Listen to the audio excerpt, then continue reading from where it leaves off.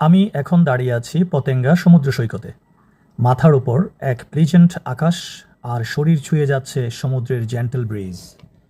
চারদিকের এই ভাইব্রেন্ট পরিবেশে মানুষের মুখে এক্সট্যাটিক আনন্দের ছোঁয়া।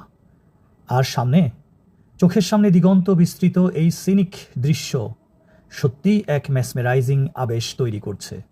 এতক্ষণ আমি যে কথাগুলো বললাম, সেখানে ইচ্ছে করে আমি বাংলা কথার সাথে ইংরেজি শব্দের মিশ্রণ ঘটিয়েছি। এটি মূলত একটি কৌশল। অ্যাডভান্সড লেভেলের ওয়ার্ডগুলো আমাদের আসলে মনে রাখতে একটু কষ্ট হয়। মনে রাখার সুবিধার জন্য আমরা এই কৌশলটি প্রয়োগ করতে পারি। বারবার এই ধরনের শব্দ ব্যবহারের ফলে শব্দগুলো আমাদের কাছে পরিচিত হয়ে উঠবে এবং আমরা যখনই প্রয়োজন হয় খুব দ্রুত আমরা বলতে পারবো বা ব্যবহার করতে পারবো। আমি এই কৌশলটি মাথায় রেখে একটা গল্প দিচ্ছি আপনাদেরকে, যেখানে বাংলা কথার সাথে ইংরেজি শব্দ মিশিয়ে দেওয়া হয়েছে। আপনারা দেখতে পারেন এবং চর্চা করতে পারেন, হয়তো আপনাদের উপকারে আসবে। চলুন দেখি। নীরা ছিল খুব রেজিলিয়েন্ট মেয়ে। জীবনে যত সমস্যাই আসুক, সে আবার দাঁড়িয়ে যেত। একদিন সে পাহাড়ের মাঝে একটি আইসোলেটেড গ্রামে পৌঁছালো। গ্রামটি বহু বছর ধরে এক অদ্ভুত ফেনোমেনন এর কারণে ভীত ছিল। প্রতি রাতে আকাশে একটি গ্লোয়িং ছায়া দেখা যেত।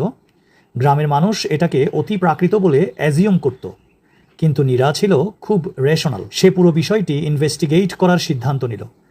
অনুসন্ধান করতে গিয়ে সে পাহাড়ের ভেতরে একটি হিডেন গবেষণাগার খুঁজে পেল। সেখানে এক বিজ্ঞানীর এক্সপেরিমেন্টাল যন্ত্র থেকেই আলো বের হচ্ছিল।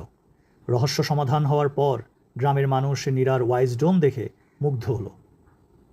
এখানে যে ওয়ার্ডগুলো ব্যবহার করা হয়েছে সেগুলো হচ্ছে resilient, isolated, phenomenon, glowing, assume, rational, investigate, hidden, experimental, wisdom.